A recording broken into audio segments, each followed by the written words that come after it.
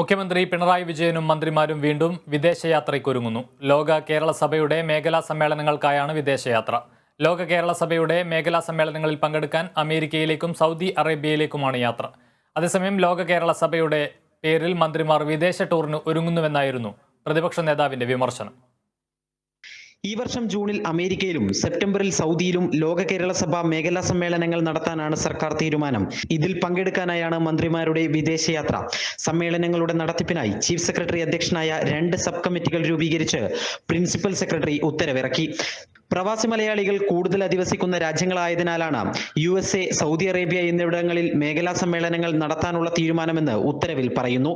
ഏതൊക്കെ മന്ത്രിമാർ ഈ സമ്മേളനങ്ങളിൽ പങ്കെടുക്കുമെന്ന് ഉത്തരവിൽ വ്യക്തമാക്കിയിട്ടില്ല. ഇതിൽ പിന്നീടാകും തീരുമാനം. കഴിഞ്ഞ വർഷം ഒക്ടോബറിൽ നടന്ന യൂറോപ്പ് UK മേഖലാ സമ്മേളനം മുഖ്യമന്ത്രി പിണറായി വിജയനായിരുന്നു ഉദ്ഘാടനം ചെയ്തത്.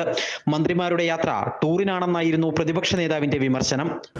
ഒരുപാട് പണം പല കാര്യങ്ങൾക്ക് സാമൂഹ്യ ക്ഷേമ പരിപാടികളുടെ ഭാഗമായി കിട്ടേണ്ട പണം പലർക്കും കിട്ടിയിട്ടില്ല. എന്നിട്ട് ഇതുകൂടാതെ ഈ 125 കോടി രൂപ കൊടുത്താതെ ഇനി അമേരിക്കയിലും സൗദി അറേബ്യയിലും ലോക മലയാള സമ്മേളനം എന്ന് പറഞ്ഞിട്ട് ടൂർ പോകാൻ പോവാണ് എല്ലാവരും കൂടി. അപ്പൊ ഇവർക്ക് അല്ലാതെ ഇത് ആർക്കെങ്കിലും കഴിയോ? എന്തും ചെയ്യാം കേരളത്തിൽ എന്നുള്ളൊരു ധിക്കാരമാണ് സർക്കാരിന്. പ്രവാസികളുടെ പൊതുപ്രശ്നങ്ങൾ കൂടാതെ വ്യത്യസ്ത മേഖലകളിലുള്ളവരുടെ പ്രത്യേകമായ പ്രശ്നങ്ങൾ പരിഹരിക്കാൻ ലക്ഷ്യമിട്ടാണ് മേഖലാ സമ്മേളനങ്ങൾ നടത്തുവാൻ സർക്കാർ തീരുമാനിച്ചത്. Kerala vision news, Thiruvananthapuram.